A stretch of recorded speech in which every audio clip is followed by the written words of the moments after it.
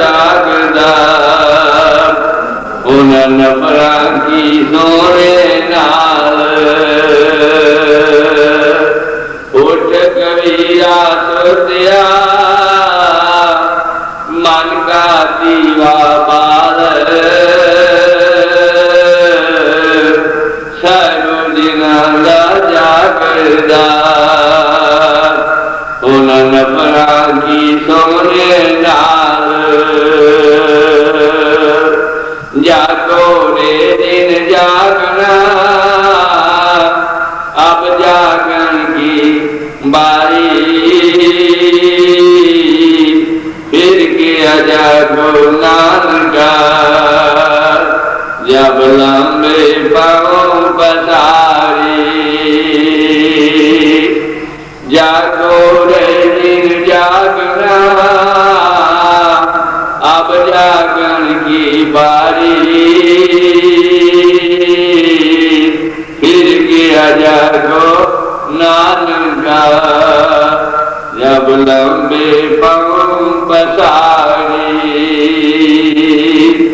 ओम ब्रह्म सत्यम ओम ब्रह्म सत्यम ओम ब्रह्म सत्यम सर्वे आधार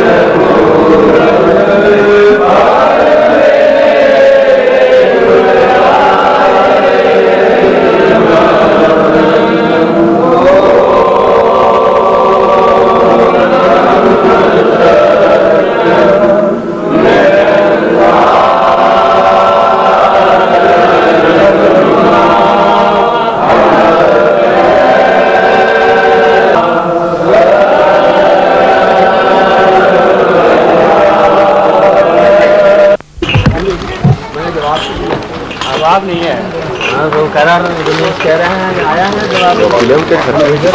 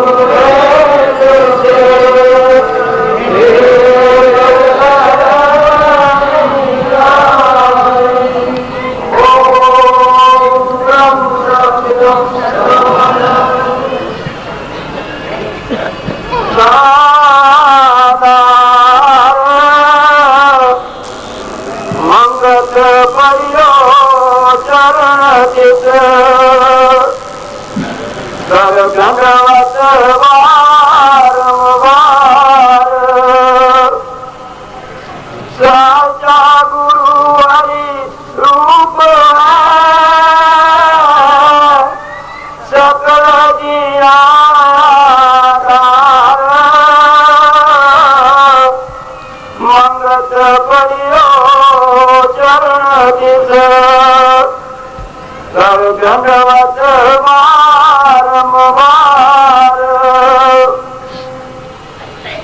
महापुरुषों की अपार कृपा से आज इस निवास स्थान पर सत्संग का आयोजन किया गया। प्रार्थना का शब्द आपके सामने पढ़ा जाएगा। आप सब ने पीछे इसका उच्चारण कर मनुआए सुचेत मंगत नित शरणागति प्रभु जी हरो गेप तू दाता तेरे दर आया, तू दाता तेरे दर आया, तू दाता तेरे दर आया, तू दाता तेरे दर आया, सकल आधार तू रूप धराया, सकल आधार तू रूप धराया, सकल आधार तू रूप धराया, सकल आधार तू रूप धराया, साची भगत पाऊं निष्कामी, साची भगत पाऊं निष्कामी,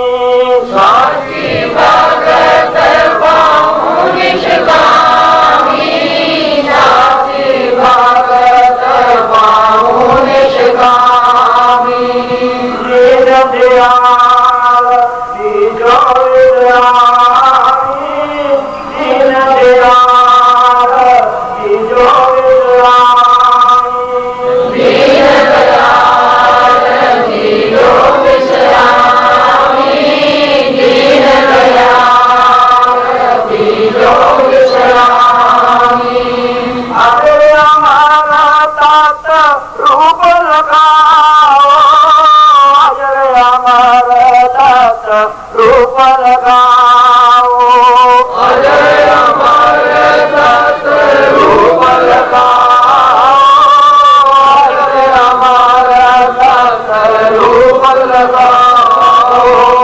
जन्म मरण दुख ताप में जाओ, जन्म मरण दुख ताप में जाओ, जन्म मरण दुख ताप में जाओ, जन्म मरण दुख ताप में जाओ, अकाल स्वरूप अकर्म पद दीजो, अकाल स्वरूप अकर्म पद दीजो, अकाल स्वरूप अकर्म पद दीजो, अकाल स्वरूप अकर्म पद दीजो, कर्म विकार सकल हर दीजो, कर्म विकार सकल हर दीजो, कर्म विकार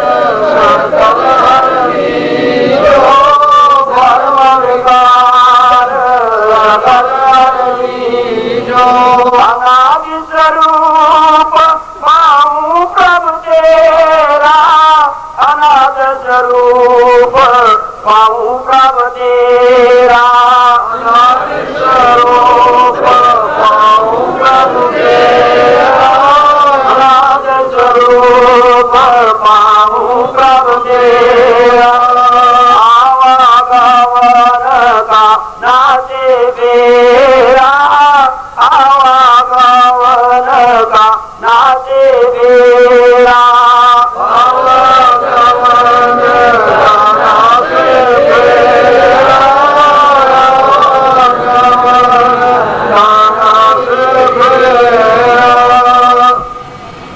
नित शरणाई करूं प्रणाम, निर्मल प्रीत पाऊं सतधाम, चंचल चित तरे चतुराई,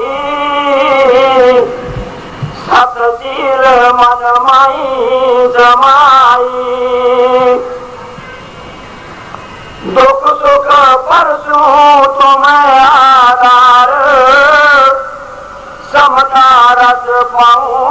सुखदार अखंड शांत परशुपद स्वामी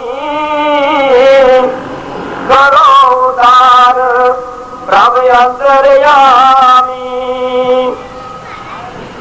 शोक मोह का तो विग्रजाल शरणागत को करो निहाल साची सेव कीजे चितवास अनन प्रीत पाऊं अवनाश करूं दंडवत पद पंकज देवा निर्मल चित से मांगू सेवा आज्ञा तेरी में विचरूं स्वामी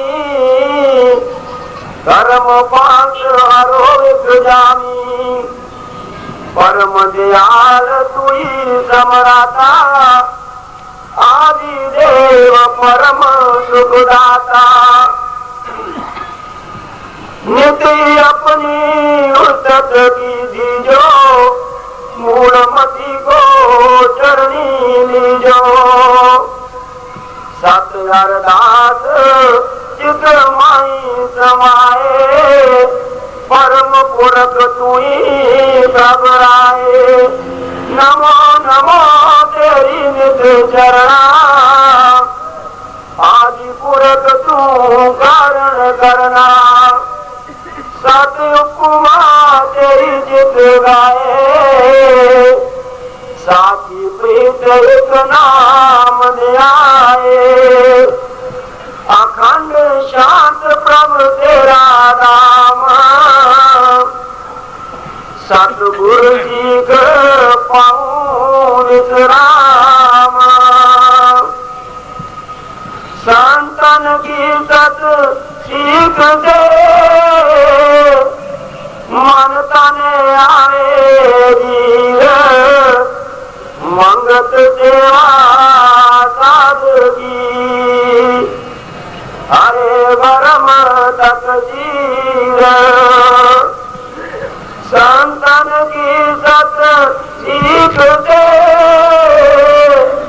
मन तने आएगी मंगत सेवा साधगी हरे परम सतजीव ओम ब्रह्म सत्यम अपने मन को जोड़ा प्रभु चरणों में प्रार्थना के नया साल तमाम संगत के लिए शुभमय हो और जीवन प्रभु प्राणता की ओर बढ़ता जाए। हमारे बीच में पूज्य श्री भक्ति राम जी पंजाब से आए हुए हैं, उनसे ये प्रार्थना है कि आज का जो प्रसंग है शुद्ध हाथ से सत्विचार कैसे बनेगा और सत्विचार से सत्संग में कैसे प्रीत बढ़ेगी और हम समता शांति की ओर कैसे जाएंगे, सारे विचार इसी पर होंगे। अब पूज्य भक्ति राम जी से प्रार्थना है कि वो यहाँ आकर अपना आनंद लेने के लिए अपना शब्द पढ़ेंगे भी सही और उस पर विचार पाए विचार अंगत में माँ साहब की सब चित करे चितारे निर्मल आहार नित्य कीजे निर्मल पाए विचार मंगत में माँ साहेब की सब चित करे चितारे। सत्पुरुषों ने जीवन के उस मोड़ के ऊपर रोशनी डाली है जहाँ से जीवन हर प्राणी का शुरू होता है और आखिर तक ये मजमून चला जाता है। महापुरुषों ने कि एक आध बार निर्मल आहार नहीं करना, निर्मल आहार नित्य कीजिए। और निर्मल आहार किस प्रकार का कि जिसके साथ कमाई जो है, जिस धन से आहार बने, भोजन बने, ये लाजमी है कि वो कमाई बड़ी पवित्र हो। आज जमाने की दौड़ बहुत बिगड़ गई है और समय समय पर सत्पुरुषों ने आकर इस इंसान को जगाने की कोशिश की, लेकिन जीवन के तजुर्बे ने ये साबित किया कि वर्षों गुजर गए हमें सुनते सुनते और सत्संग करते, परंतु अंदर झांकी लगाकर देखी तो खड़े शायद वहीं के वहीं जहां पहले थे। इसका कारण अपने आप में ढूंढने की कोशिश करें। जहां स्टेज के ऊपर विचार देने वाले और आप सुनने वाले एक ही कैटेगरी के हैं। हम जो कुछ कहते हैं, कहने वाला अपने लिए भी कहेगा और सुनने वालों के लिए भी कहेगा। आज दुनिया में अगर आप झांकी लगाएं तो इस रोशनी के जमाने में अरबों जीव शायद आपको ऐसी नजर में मिलेंगे जिनके जीवन में ज्ञान नाम का पदार्थ नजर ही नहीं आता।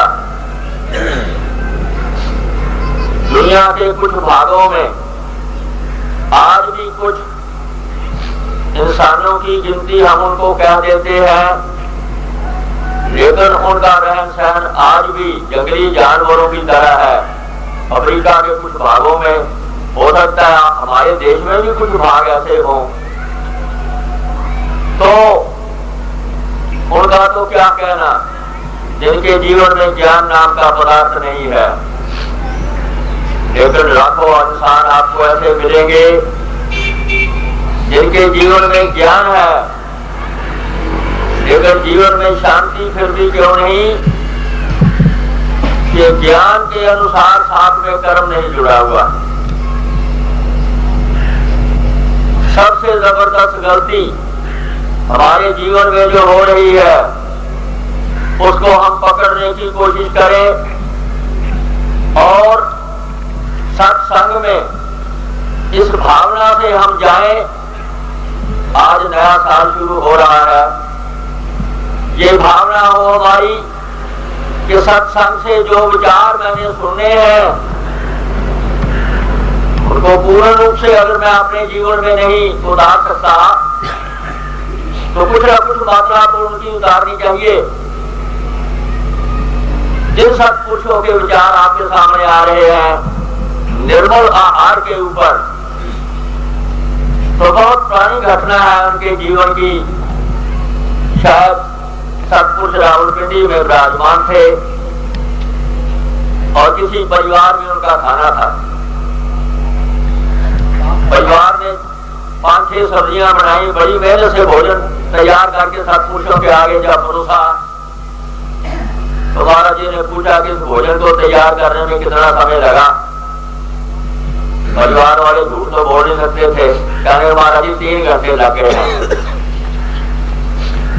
तो कहने लगे कि अगर ये परिवारों में लगे खाना खाने तो 3 घंटे सवेरे एक परिवार बनाए, 3 घंटे दूसरा परिवार बनाए, और हम अगर सत्सिमरन के लिए कहें किसी परिवार को, तो ये तो सारा टाइम हमारा खाने बनाते रहेंगे, सिमरन किस वक्त इनको कहें करने के लिए। और उसका परिणाम क्या हुआ? सत्पुरुषों ने बहुत देर नहीं लगाई निर्णय करने में, उन्होंने कहा कल से ये शरीर खाना नहीं खाएगा। और उस व्रत को अगर ज्यादा नहीं तो शायद 15 साल तक तो निभाया उन्होंने। 24 घंटे में सत्पुरुष केवल मात्र चाय लेते रहे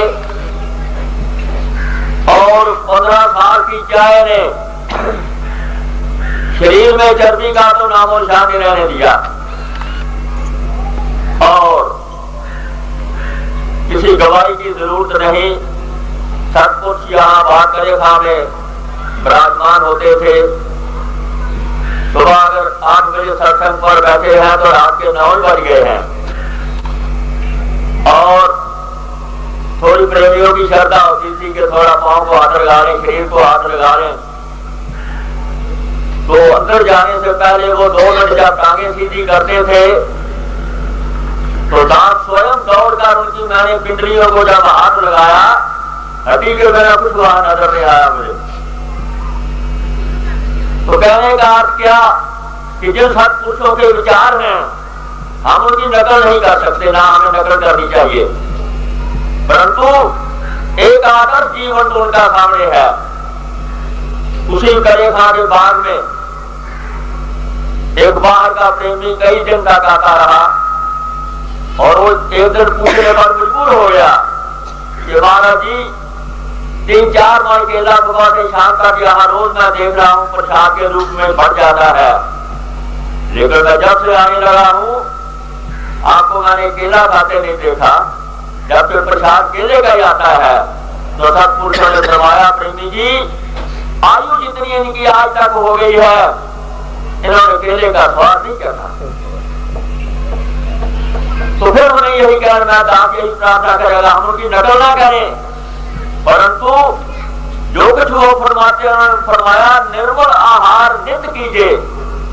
हम अपने आहार को देखें, अपनी कमजोरी को पकड़े।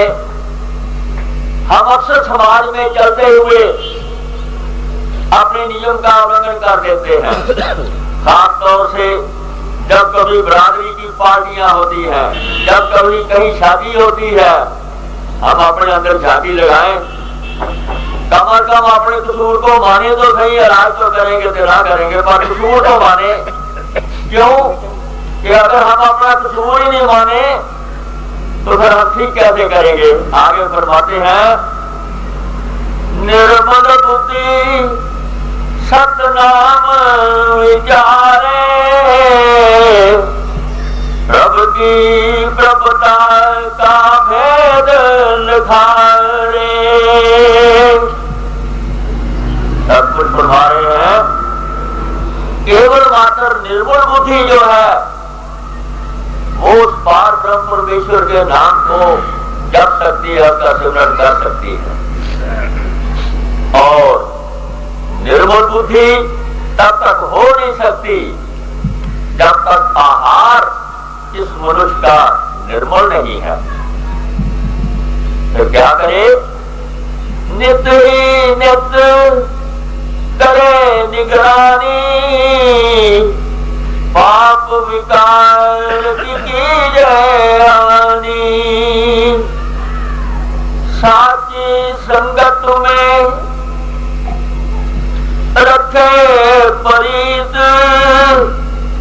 सत विचार मिले सुखरीत।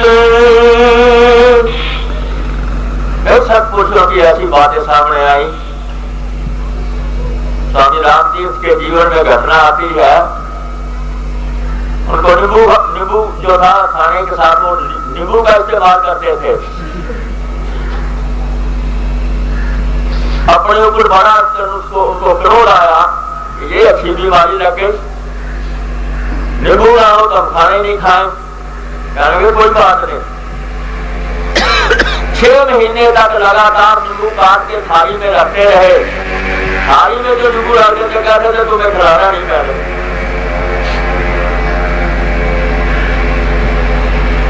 तो ऐसा ऐसा व्रत जो है सत्पुरुषों का, वो हमारे लिए आदर्श जीवन है कि हमें कुछ अपने आप को सुधारना चाहिए।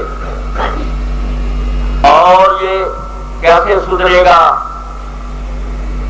जब इसकी संगत सुधरेगी। ये मनुष्य क्यों बिगड़ा? इसके लाखों जन्म हुए और बुरी संगत में ये अपने आप को गलत करता आया, तो जैसे बीमारी लगी इलाज वैसे ही होगा। जिसको संग ने बिगाड़ा, इसको सत्संगत ठीक करेगी। और सत्संगत वो कैसी होनी चाहिए? सत्संगत, इसको हमें सोच लेना चाहिए। जिस सत्पुरुष ने अपना पूर्ण काल के दे दिया हमें, फरमाया करते थे प्रेमियों, इनके जीवन काल में तो तुम शायद इनको ना समझ सको, कोई भी ना समझ सका, परंतु जब ये शरीर नहीं रहेगा और इस ग्रंथ के पन्ने पलटोगे तो फिर कहोगे कि हमने क्या किया। और वो बात सिद्ध होती है। पढ़ते पढ़ते कुछ पंक्तियां ऐसी आ जाती हैं जिनको बुद्धि पकड़ नहीं पाती, परंतु क्या हम इस बात को मानते हैं कि हमें जल्दी से बताने वाला भी क्योंकि सामने अभी नजर नहीं आता। दास एक बार आगे गया, अनंत साहब के माता जी थे, उन्होंने पंक्ति मेरे सामने रख दी। पंक्ति का उच्चारण ऐसे था, मार्ग धर्म का उल्ट है, मार्ग धर्म का उल्ट है, संतो करो विचार, और मंगल देख के हंसे आजा ड्यूटी खा के पहाड़। तो मुझे वो कहने के पंडित जी मुझे ये पंक्ति खोल के बताओ। तो मैंने कहा माता जी आपने गलत आदमी से पूछा, ये तो जान बुरा मैं बेचारा, इसको तो हो नहीं पता, ये क्या बताएगा आपको। लेकिन वो पंक्ति मेरे दिमाग में रही और सत्पुरुष तो मौजूद नहीं थे जो उस पंक्ति को मुझे संत रतनदास जी से फिर साफ करना पड़ा।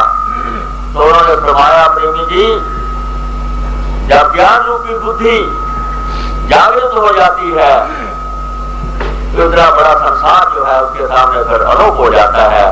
किसका अखाड़ा हो सकता है, किस तरफ हो, वो भी बात को गोल बोल करके करते। तो संगत जो है सत्पुरुष फरमा रहे हैं, साची संगत से क्या लाभ होगा हमें? साची संगत से पाए विश्वास, मोह भरम की टूटे फांस।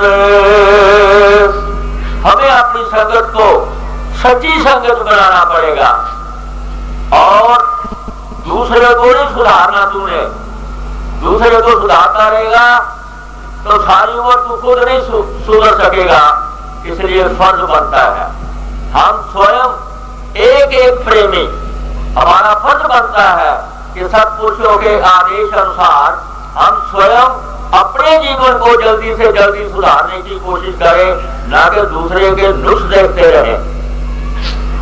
बिन सत्संग नहीं पाए धीरे, अनुमत धारे करे तकसीरे।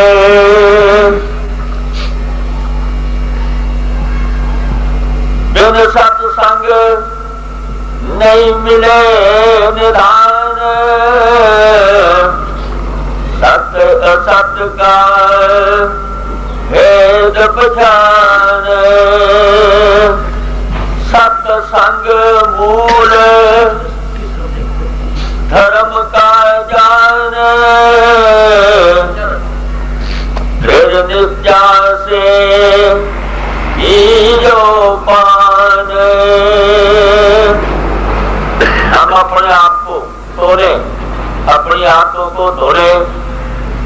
क्या सत्संग जो है हम धर्म का मूल जानते हैं और क्या दृढ़ निश्चय से समय के ऊपर उसका हम पान करते हैं।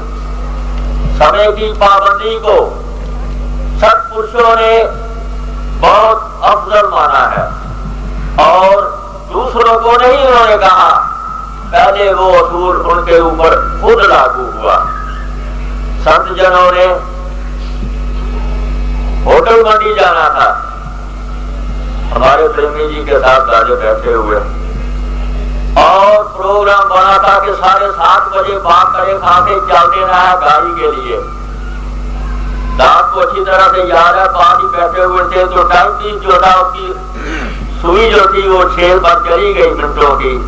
तो सतपुरुष फरमाने लगे, प्रेमी 7:30 बजे चलने का टाइम है तो अब चलते नहीं हो। कह रहे महाराज जी आदमी टैक्सी के लिए भेजा हुआ है, बस 2-3 मिनट की देर है। तो कहने लगे बाकी के जो बैठे हुए हैं कैसे जाना है? कह रहे ये बात सड़क पर ट्रक खड़ा है। तो सतपुरुषों ने आओ देखा नहीं, दाओ जूता पहना और ट्रक की फ्रंट सीट पर जाके बैठ गए। अब उनको टैक्सी में बैठने के लिए कौन कहे? समय के इतने पाबंद थे वो, और हमें समय का पाबंद होना चाहिए। शुद्ध आर पाओ संगत साची,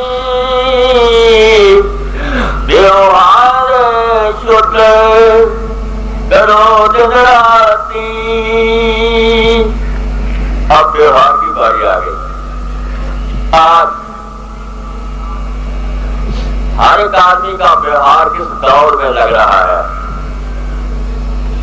हम अंग्रेज के समय को अच्छा नहीं समझते थे, लेकिन पाकिस्तान बनने से पहले का बाजार जिन स्थानों को हम छोड़ के आए, बाजार में सौदा लेने जाते थे, उस वक्त रुपए के 100 पैसे नहीं थे, आने जो आनियां थी। 1 रुपए के 16 आने, 16 आने के 64 पैसे। और आम दुकानदार जो था, आप हैरान होंगे कि 1 रुपए के ऊपर 1 पैसा नफा लेना है उसने, या ज्यादा किसी ने लेना तो 2 पैसे लेने हैं। और अगर पता लग गया ग्राहकों को कि वो फलाना दुकानदार 1 रुपए के ऊपर 1 आना नफा लेता है, कहता है लूट बजाई हुई है उसकी दुकान पर, मत जाना उसने। लेकिन कहाँ व्यापार सुधरा गया? हर बात में जो है वो ये इंसान गिरता जा रहा है। क्या व्यापारी तबका हो और क्या नौकरियों वालों का हो, सब एक जैसे। अपने काम में हम कहाँ अपने व्यापार को शुद्ध बनाते हैं? हमारा व्यापार शुद्ध नहीं है, हमारी कमाई शुद्ध नहीं है, हमारा भोजन शुद्ध कहाँ से होगा? हमारा भोजन शुद्ध नहीं है, निर्मल नहीं है, हमारे विचार निर्मल कहाँ होंगे? हम उस पार ब्रह्म परमेश्वर को कैसे याद करने का हक रखते हैं जो कि हर प्रकार से निर्मल जो है वो, उसको कैसे याद करेंगे? इन सब बातों का हमें ध्यान करना है। तब मन शांत पाए सुख सार, साजे प्रभु की शरण विचार। दिवस रैन पावे प्रतीत, साचे नाम का गावे गीत। निर्मल आहार निर्मल व्यवहार, निर्मल संगत नित करो विचार। अपनी 24 घंटे की संगत जो है उसको हम देख लें। अगर सत्संग के उठने के बाद जितना समय हम घरों में या अपने और प्रोग्राम में गुजारते हैं, अगर हमारी निर्मल संगत नहीं है तो वो अपना रंग जमाएगी। सत्य धर्म की आवे बुद्ध, साजे यतन की पावे शुद्ध। पाप कर्म से पाए खुलासी, साचा कर्म मन माई उपासी। नित्य ही साधन यही धार, साध जना का संग विचार। अब सात जनों का संग अगर आसानी से नहीं मिलता तो फिर एक ही बात रह गई है, सत्पुरुष पुरुषों ने अपने जीवन की कमाई गाढ़ी पसीने की अपने ग्रंथों में बंद कर रखी है। और ये हमारा दुर्भाग्य है कि हम जितनी तवज्जो, जितना प्यार, जितनी रुचि इन ग्रंथों में हमें देनी चाहिए थी, ये हमारा जीवन कहेगा कि हम उतनी रुचि इसमें नहीं लेते। अगर हम उतनी रुचि ले तो कोई ऐसी बात नहीं जो संत जनों ने अपने ग्रंथों में साफ नहीं की हुई। दुर्मत भरम अत ही ध्याना बिना यतन नहीं होए कल्याणा। बीमारी क्या लगी हमको? हम चाहते हैं सत्संग में जाएं, विचार सुने रंगारंग के, और उसके बाद करना कुछ ना पड़े और बात बन जाए। ये बीमारी देश में बहुत बुरी तरह से लगी हुई है। बड़े बड़े विचार, बड़े बड़े शासकों की तो अपना फरमान है, लेकिन मनुष्य क्यों नीचे गिर गया? बहुत कुछ सुना, लेकिन करते वक्त भाई ये हमारा काम नहीं है। सुन के बात बन जाए। साचा यतन यही चितराख साची करनी हृदय चाख कर्म अनुकूल मन उठलाए पाप पुण्य को नित्य कमाए। जिसने साचा कर्म पहचाना मार्ग पायो तब कल्याणा। कर्म की थ्योरी को जब तक मनुष्य नहीं समझता और कर्म के ऊपर बहुत विस्तार से गीता आपके सामने है, जब तक हमारे जीवन में ऐसे कर्म होंगे किसी इंद्रिय द्वारा जिसका दुख किसी दूसरे प्राणी को हो, जब तक हमारे कामना युक्त कर्म होंगे हमारी बुद्धि निर्मल नहीं हो सकती। तो इसलिए निष्काम कर्म की साधना जो है उस प्राणी को अपनानी पड़ेगी जो पार ब्रह्म परमेश्वर के साथ जुड़ना चाहता है। इसके बिना और कोई तरीका नहीं है। जिसने साचा कर्म पहचाना मार्ग पायो तब कल्याणा। मन की दुर्मत जतन से जाई नित नित साचे रंग लगाई। तो अंतिम पंक्ति सतपुरुष फरमाए हैं, सत्य कर्म की धारणा मनुआ करे पुनीत मंगत निर्मल कर्म से साहिब आवे जीत। सत्य कर्म की धारणा, एक एक कर्म को कर्म के ऊपर हमें निगाह रखने में पड़ेगी कि क्या हमारा कर्म सत्य कर्म है या पाप कर्म है हमारा। मोटी पहचान कैसी? तेरा जो कर्म तुम्हें परमात्मा के नजदीक ले जाए वो समझना वो सत्य कर्म है, और तेरा जो कर्म दूसरों को दुख दे और परमात्मा से दूर ले जाए वो पाप कर्म। भाई हम तो बहुत विद्वान नहीं, जात है, लिखे बड़े ज्यादा नहीं, मोटी बात कह सकते हैं। फिर आप सुन ले, सत्य कर्म की धारणा मनवा करे पुनीत मंगत निर्मल कर्म से साहिब आवे जीत। दास से कुछ शब्द अनुचित निकल गया हो तो मैं आपकी माफी मांगूंगा।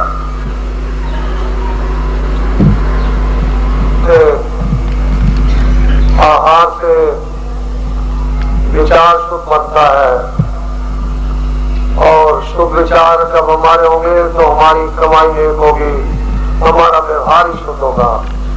और जब हमारा व्यवहार शुद्ध होगा तो हम सच्ची संगत में जाने का जरूर प्रयास करेंगे। और जब हमारे कर्म सच्चे होंगे, हमारी संगत सच्ची होगी, तो हमारे कर्म भी सच्चे होंगे, हमारा चलन ठीक होगा, जीवन सदाचारी होगा, गुरु के बच्चों पर विश्वास आएगा। 1988 में मुझे याद है पूज्य पाठ संत रतन दास जी जब दिल्ली आए थे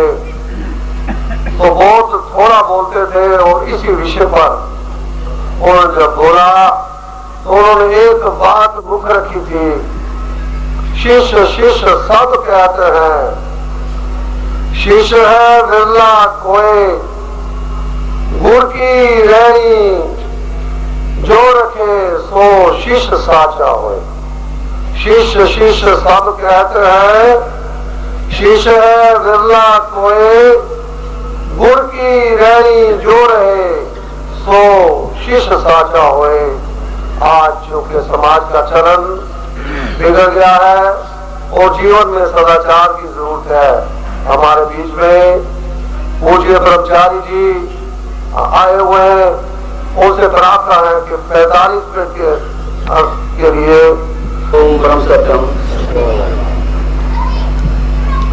ईश्वर की प्यारी संतानों के रूप में, प्यारी माताओं एवं प्रेमियों,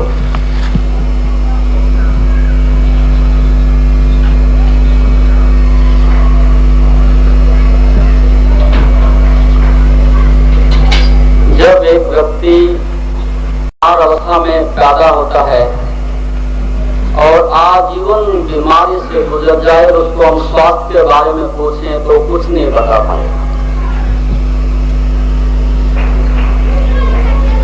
स्वास्थ्य के बारे में वही व्यक्ति बता सकता है जिसने ठीक से बीमारी को जाना हो, बीमारी से गुजरा हो। धर्म को वही व्यक्ति ठीक से जान सकता है जो व्यक्ति अधर्म से गुजरा हो। सदाचार को, चरित्र को वही व्यक्ति जान सकता है जिस व्यक्ति ने ठीक से चरित्रहीनता को देखा हो। पहली बात है, हमने आज तक आंखें बंद की, हम लोगों ने आंख वालों की यात्रा नहीं की, हम लोगों ने आंखों पर पट्टी बांध करके तेली के बैल की यात्रा की।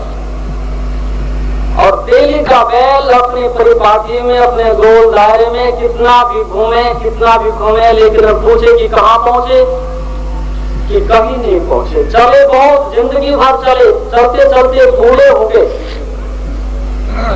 और उसका बाप भी चला और उसके बेटे भी चलेंगे, लेकिन वो कभी मंजिल मकसूद को प्राप्त नहीं होती। तो पहली बात है, धर्म जैसी पाने की चीज नहीं संसार में, सदाचार जैसी पाने की कोई चीज है नहीं संसार में। सदाचार तो एक नियति है, the law of nature, the law of God. सदाचार तो एक जीवन की सहजता है। सदाचार तो ऐसा है जैसे सूरज सूर्य होता है, प्रकाश अपने आप सबसे फैल जाता है। प्रकाश को फैलाने की जरूरत नहीं है, उसके पीछे कोई विधि विधान लगाने की आवश्यकता नहीं है। वो ज्ञान को law and time and circumstances, rules and regulation, इन सबसे बड़े जो चीज है वो स्वभाव है, द नेचर।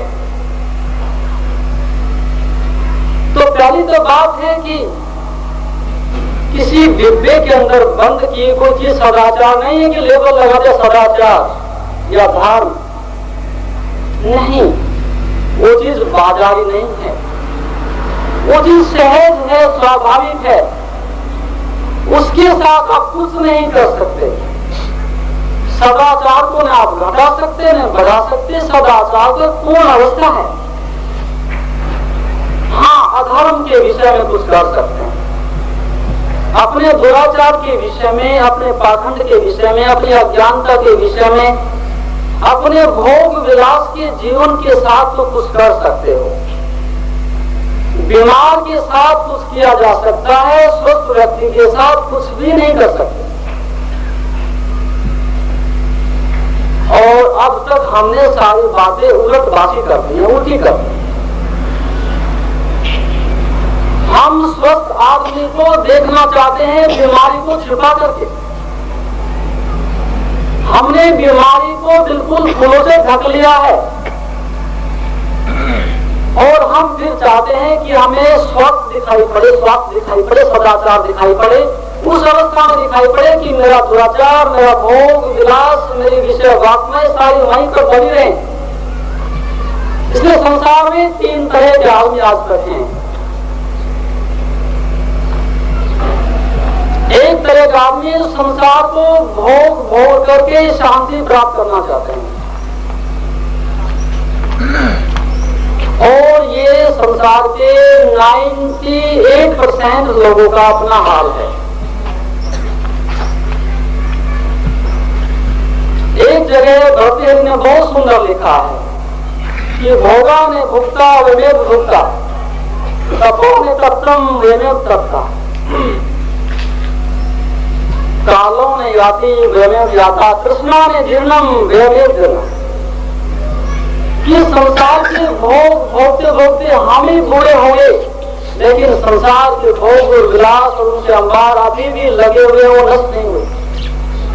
बहुत राजे महाराजाए बहुत भोग विलास करके संसार से चले गए, बड़े राजधानी के मालिक बने, लेकिन संसार के पदार्थ को पहले भी जोगे पहुंचे और आज भी जोगे पहुंचे, खत्म नहीं होते। बहुत लोग आए खत्म हो, बहुत परवाना आए मसा पर, सामा पर बहुत मस्तानी आए, लेकिन सामा तो जल रही है, जलती रहती है और पतंग नष्ट होते चले जाते हैं। इसलिए बड़े अनुभवी थे, क्योंकि राजपाट को देखा, मान प्रतिष्ठा को देखा, अंतिम आदमी का संसार की दृष्टि से राजपाट का कुछ कभी ना था। उस व्यक्ति के वक्तव्य में उनका अनुभव है कि संसार के भोग भोगते भोगते हम ही बूढ़े हो गए, लेकिन संसार फिर भी जो का तो बना हुआ है। और तपो ने तत्तम, इस मन को तपाने के लिए आए थे। जिन इंद्रियों को हम पवित्र करने के लिए पैदा हुए थे, उनको हम पवित्र ना कर सके, उस मन को हम उज्ज्वल ना कर सके, अभी तो संसार के विषय वासनाओं ने हमको ही नष्ट कर दिया, हमें ही तपा दिया अपनी वासना से। हम ज्ञान में ना तपे, हम वासना की भट्टियों में पच करके मार गए। और कालों ने यदि वह जाता, उस काल रूपी जो चक्र घूम रहा है, जिससे बचने के लिए प्रत्येक आदमी उद्यत है, प्रयत्नशील है। एक व्यक्ति को हम पूछें कि संसार में तुम क्या चाहते हो सकता है कि पहले वो स्त्री मांग ले, धन मांग ले, पद प्रतिष्ठा मांग ले, लेकिन एक बीमार आदमी से जाकर के पूछो, जिसके पास स्त्री भी है, पद प्रतिष्ठा भी, सारी चीजें हैं, लेकिन वो श्वास छूटी जा रही, अब उसे किसी की याद नहीं आती, अब कहते हैं कि श्वास बस एक श्वास मिल जाए। आदमी के लिए सबसे बड़ा भय एकमात्र मृत्यु का भय है। एक जगह शायर ने लिखा है कि मौत ने कर दिया लाचार इंसान को, अगर न इंसान है वो बेखुदी, कि प्रभु का भी, परमात्मा का भी कायल ना होता। वो तो मौत ने आदमी को बीच बीच में झटके दे करके रोके रखा, पाप से बचाने के लिए, पाखंड से बचाने के लिए। अन्यथा आदमी, एक ही आदमी पूरे संसार को नष्ट करने की सामर्थ्य रखता। उसे पता है कि मैं भी नष्ट हो जाऊंगा, फिर दूसरों को नष्ट क्यों करूं, कभी कभी ख्याल पैदा हो जाता। तो इसलिए हम काल को नहीं मार सके, काल हमें मारे दे रहा है। हम ही काल के द्वारा निरंतर नष्ट किए जा रहे हैं। और तृष्णा ने जीर्णम वैने जीर्णा, और तृष्णा को हम नष्ट नहीं कर सके। तृष्णा रूपी जो लता है हमारे ऊपर बराबर चढ़ी जा रही है, पूरे शरीर को हमारे ढक लिया, और हम तो खो गए, हमारी तृष्णा ही दिखाई पड़ती है। आदमी तो खो गया कहीं पीछे अंधेरे में, और जब भी देखते हैं ऊपर से नीचे तक जो है उसको तृष्णा रूपी बेल ने ढक लिया। किसी भी दरवाजे से आदमी के अंदर प्रवेश करो कि उसके जितने पहरेदार हैं सारे के सारे तृष्णा से, लोभ से, काम से, क्रोध से भरे बैठे। किसी भी द्वार से प्रवेश कर जाओ, भूल चूक ले होगी वहां पर, कोई ठिकाने का आदमी नहीं मिलेगा कि तुम अंदर जाने के लिए ठीक रास्ता बता दो। तुम्हारा देखना वहां भी धोखा, सुनना वहां भी धोखा। प्रत्येक इंद्रिय के ऊपर तुम्हारे राक्षस छाए बैठे, वहां देवताओं का प्यारा समाप्त हो गया। ऐसी अवस्था में सदाचार की कल्पना करें तो कभी संभव नहीं हो सकता।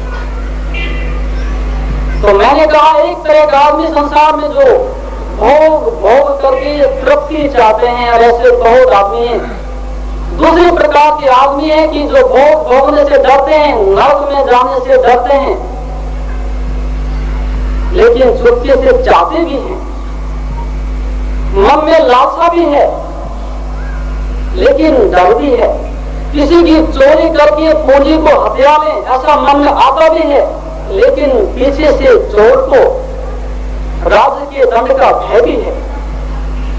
किसी स्त्री के सौंदर्य को देख करके लगता है कि उसके सौंदर्य का उपभोग भी कर ले, लेकिन पीछे से समाज दिखाई पड़ता, लोग क्या कहेंगे, भगत जी, साधु, सन्यासी ऐसा काम कर रहा है। मन में तो उबल रहा है, काम वासना उबल रही है, चोरी करने की, किसी को नष्ट करने की, हिंसा करने की प्रवृत्ति पैदा हो रही है, लेकिन नैतिक नियम, सामाजिक आचार संहिता, राजकीय कानून उस व्यक्ति को पीछे मोड़ने के लिए मजबूर कर देता। चाहता है कि छलांग लगा लो, लेकिन पीछे देख लेता है, डर लगता है। और ये आदमी पहले आदमी से खतरनाक है। ये कैंसर है ऐसा कि जो अंदर ही अंदर जो है सुराग पैदा करता चला जाता है। इतना विष इकट्ठा हो जाता है दमन करते करते कि वो आदमी एक एटम बम बन जाता है। कब विस्फोट हो जाए क्या कर डाले उसका कुछ पता नहीं है। ये आपके हिटलर या फिर नेपोलियन, आपके स्टेलिन ऐसे पैदा नहीं होते इतने खतरनाक आदमी, जब लंबे समय तक हिंसा को दबाते रहते हैं और जब बात बिल्कुल अचेतन में, अनकॉन्शियस में, गहरे में चली जाती है सपने की वजह से, फिर उनके बस की बात नहीं रहती, फिर ड्राइवर का वहां काम नहीं रहता, फिर गाड़ी बेबस है, परेशान हो गए, एक्सीडेंट हो गए। इसलिए एक आदमी को संसार का उपभोग करते करते ज्ञान हो सकता है, पराजित हो सकता है कि बहुत देख लिया और बहुत लोग मुक्त हो गए। महात्मा बुद्ध राजपुत्र थे, संसार भोगा था, इसी प्रकार से देखा था और ज्ञान हुआ, छोड़ के चले भी नहीं गए, छूट गया। छोड़ के जाने में भी अहंकार है, अपने आप छूट गया। जब व्यक्तियों के हीरे ज्वारा दिखाई पड़ते हैं तो कंकड़ पत्थर क्या कीमत रखते हैं, अपने आप गिर जाते हैं। जब चमड़ी का, विषय वासना का, अंदर छिपी हुई मल मूत्र का व्यक्ति को अनुभव होता है और ये चीज दिखाई पड़ती है तो कहीं आत्मा का सौंदर्य उसको दिखाई पड़ जाता है। और आत्मा का सौंदर्य इतना प्यारा है कि उसके सामने फिर प्रति पैसा और मल मूत्र और आपके हाथ और मांस क्या कीमत रखते हैं। शमशान घाट में जाके देखो,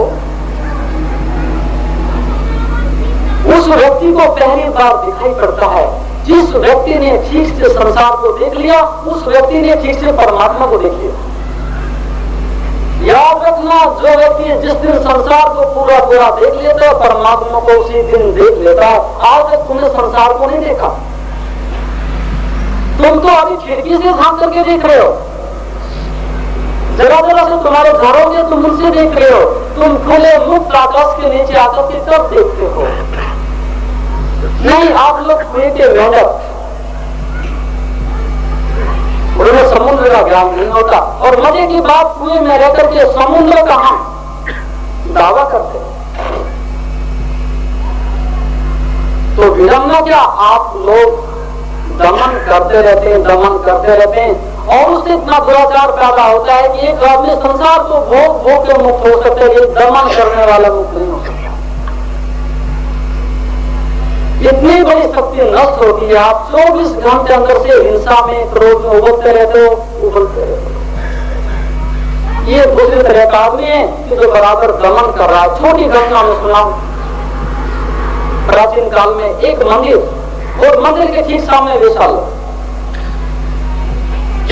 होना ही चाहिए। मैं कहता हूं प्रत्येक मंदिर के सामने वेश्यालय होना चाहिए। यदि ज्ञानी आदमी होंगे तो वहीं से हो सकते हैं। दोनों द्वार व्यक्ति के लिए साथ साथ होने चाहिए। जैसे व्यक्ति वेश्यालय से निकले तो उसको राम की धुन भी सुनाई पड़े, और यदि राम की धुन वास्तव में प्यारी होगी तो आदमी वेश्यालय में क्यों जाए? यदि तुम्हारा राम प्यारा है तो काम कैसे करा जा सकता है? लेकिन मैं कहता हूं कि खुदा के बंदों को देखकर खुदा से मुनकर हुई है दुनिया। जिस खुदा के ऐसे बंदे हैं तो अच्छा खुदा नहीं। ये तुम्हारे मंदिर से निकलने वाले व्यक्ति बुद्ध, कबीर, नानक, मोहम्मद, महात्मा मंगत राम जी, ऐसे शिव पुरुष मंदिर से ताजे ताजे नहा करके निकल रहे हो, क्या उनके ऊपर, उस सुगंध के ऊपर, उस पुष्प के ऊपर व्यक्ति की दृष्टि नहीं जाएगी? जो व्यक्ति वैशाल्य से हार मास से बदबू से गुजर रहा हो, क्या अपनी नाक को बंद कर सकता है? नहीं, नाक बंद नहीं की जा सकती, आंखें बंद नहीं की जा सकती। मैं कहता हूं यदि वो लोग मंदिर में जो लोग जाते हैं, ये लोग प्रामाणिक लोग हों, सच्चे ईमानदार लोग हों, यथार्थ में चरित्रवान लोग हों, आज ही वैशाल्य बंद हो सकता है, शराब खाने बंद हो सकते हैं, आज ही चोरियां बंद हो सकती हैं। लेकिन तुम्हारी चोरी, तुम्हारे वैशाल्य शराब खाने इसलिए बने कि तुम्हारे तथाकथित धार्मिक लोग, नकलची, भगत जी लोग किसी को धार्मिक नहीं बनने देते। जब बेटे का बाप के प्रति विश्वास खत्म हो गया, जब शिष्य का गुरु के प्रति श्रद्धा समाप्त हो गई, तो बाप के देख करके बच्चे के कदम लड़खड़ा जाते हैं। ऐसा बाप खतरनाक है, इसके पीछे जाना ही धोखा है। ऐसा धार्मिक आदमी जिसकी जिंदगी में दो कोई की कोई शांति नहीं, कोई त्याग नहीं, कोई तपस्या नहीं, इस आदमी के पीछे जाने से मिलेगा क्या? इसलिए ऐसे लोग को देख करके लोग मुड़ के होंगे। यदि जितने लोग आज सत्संग में जाते दिखाई पड़ते हैं, मंदिरों में भीड़ दिखाई पड़ती है, एक बाजार दिखाई पड़ता है, कितने लोग यथार्थ में सदाचारी हो जाते, ईमानदार होते अपने जीवन के प्रति, तो मैं कहता हूँ कि दुराचार और बुराई अपने आप सेकंड में समाप्त हो जाती है। एक सेकंड लगता है, बुराई खत्म हो जाती है। आज ही राष्ट्र की दशा बदल सकती है, लेकिन नहीं, नकलची, भगत जी तथा कथित साधु, वेदधारी, नामधारी लोग उबल रहे हैं, अंदर से उबल रहे हैं। और कितना भी तुम दबाओ, लेकिन दमन कभी भी आदमी को बस नहीं देगा। तो क्या हुआ? वैशाल्य था और मंदिर था, बड़ी प्यारी घटना थी। कुछ लोग मंदिर में जाते, घंटी बजाते, पूजा करते, कुछ लोग वैशाल्य में जाते। वहां बहुत समय से साधु रह रहा था और साधु राम रस में ना डूबा था, में घंटियां खनक रही थी, रोजी रोजी का मामला था। वो घंटी बजा लेता, 8 घंटे लोग रोटी दे देते, बात खत्म हो गई। एक मजदूरी जैसा जीवन था, वह साधु का हाथ था। तो रोटी रोजी के लिए मजदूरी की जा रही थी मंदिर में बैठ करके, और मंदिर में साधु ही रहे।